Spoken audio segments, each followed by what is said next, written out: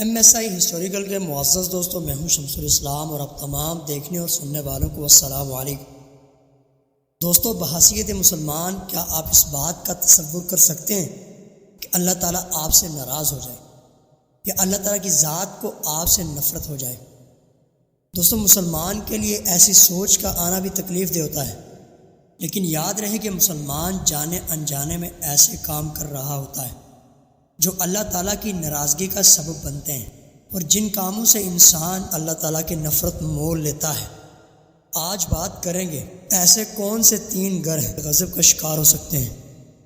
آپ سے گزارش ہے اس ویڈیو کو شروع سے آخر تک ضرور دیکھیے گا، اور اگر آپ نے ایم ایس آئی ہسٹوریکل کو سبسکرائب نہیں کیا تو اس چینل کو سبسکرائب کر لیں اور ساتھ لگے گھنٹی کے بٹن کو بھی دبا دیں تاکہ ہماری نئی آنے والی ویڈیو آپ تک بآسانی پہنچ سکے۔ تو چلتے ہیں اپنے موضوع کی طرف۔ پیارے دوستو، ایک دفعہ مولا علی پاک کرم اللہ وجہ الکریم خطبہ دے رہے تھے، اور دوران خطبہ آپ نے فرمایا کہ اللہ کا قہر اور جلال 3 گھروں پہ نازل ہو سکتا ہے۔ ان میں سے پہلا گھر وہ ہے جس میں عورت کی آواز مرد کی آواز سے اونچی ہو جائے۔ ایسے گھر کو اللہ کے فرشتے سارا دن کوستے رہتے ہیں، یعنی ایسے گھر پر فرشتے لعنت کرتے ہیں۔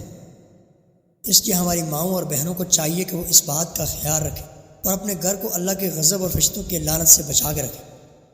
اور دوسرا گھر وہ ہے جس میں ناحق پیسہ جمع ہو اور اسی پیسے سے گھر کا خرچ چلتا ہو، چاہے یہ پیسہ کسی یتیم کا ہو یا کسی اور شخص کا ہو۔ ایسا مال استعمال کرنا اللہ کے غضب کو دعوت دینے کے مترادف ہے۔ ایسے مال سے بچنا بھی بہت ضروری ہے۔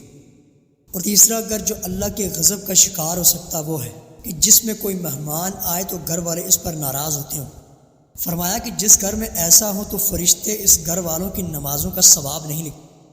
ناظرین گرامی، مہمان کو رحمت کہا گیا ہے، تو رحمت کے ملنے پر خوشی ہوتی ہے، تو خوشی کا تقاضا یہ ہے کہ مہمانوں کا احترام کیا جائے۔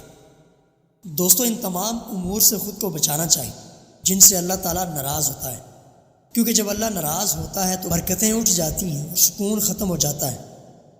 اللہ کریم کی بارگاہ میں انتہائی ادب کے ساتھ التجا کرتے ہیں کہ وہ ہمیں دنیا اور آخرت میں اپنی رضامندی نصیب فرمائے، آمین یا رب العالمین۔ دوستو، اگر آپ کو یہ ویڈیو پسند آئی ہے اس کو لائک اور شیئر کر، کمنٹ میں اپنی رائے کا اظہار کرنا مت بھولیے گا۔